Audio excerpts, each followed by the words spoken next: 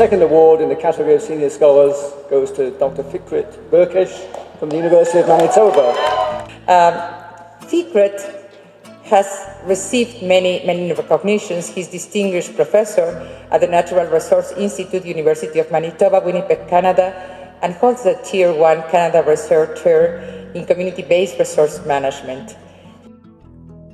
Fikret first became interested in commons issues during his postdoctoral research with the Cree, people of James Bay. He found that Cree fishers did not at all follow Hardin's tragedy of the commons, the dominant commons paradigm of the day.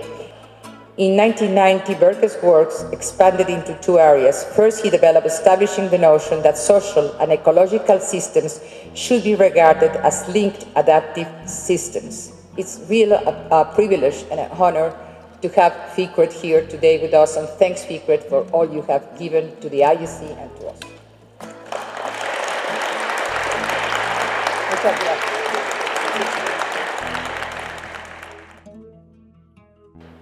It's a great honor to receive this award because Elinor Ostrom was a giant in this field. If you look at her various contributions, her books, her articles, and the different areas in which she blazed the way, it's clear that she was really a giant in this field. Her other legacy, I think, was her optimism. When we started this work through the National Academy panel and other groups, many of us were worried that commons were disappearing, commons institutions were eroding. We thought either governments were taking over or else resources were being privatized, enclosed. Now, of course, some of that still goes on, but Lynn never lost her optimism.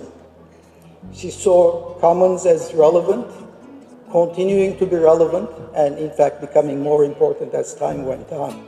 And I think this conference is a good showcase of a revival of commons and the fact that commons are not just about resources but about a whole bunch of other things, new commons. But most of all, commons are about people taking over their destinies, people showing agency, indigenous groups, fighting other forces with renewed commitment. Her other legacy was her pragmatism.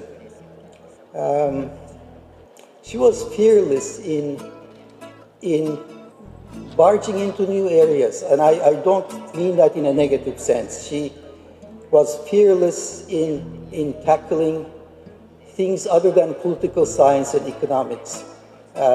She moved into ecology when she had to. She moved into sociology when she had to.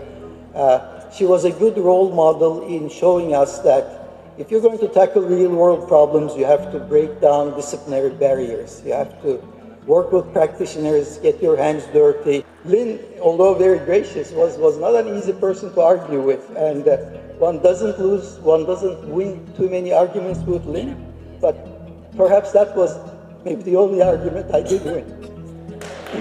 Thank you.